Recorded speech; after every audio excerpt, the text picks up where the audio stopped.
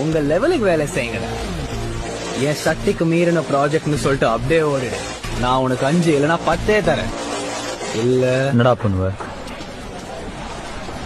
ஏண்டா வெள்ள பண்ணி எந்த வேலையும் செய்யாம தகுதியான படிப்பும் இல்லாம உங்க அப்பா பணக்காரங்கிற ஒரே காரணத்தினால நோகாம நேரா முதலாளி சீட்ல உக்காந்த உனக்கே இவ்வளவு திமிர் இருக்கே.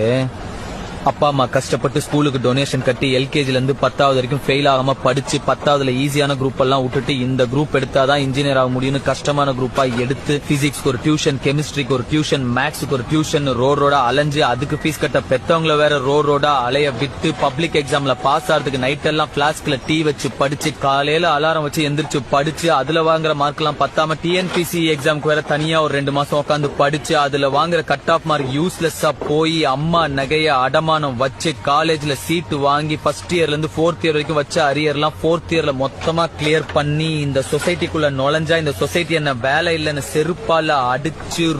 ரோடா வேலை தேடி அலைஞ்சு 3 வருஷம் 4 வருஷம் வீட்டுல தண்டமா உக்காந்து அப்பா என்ன தண்டச்சோறுன்னு திட்டி சாப்பிடுற ஒவ்வொரு வாய் சாப்பாடும் தொண்டையில சிக்கி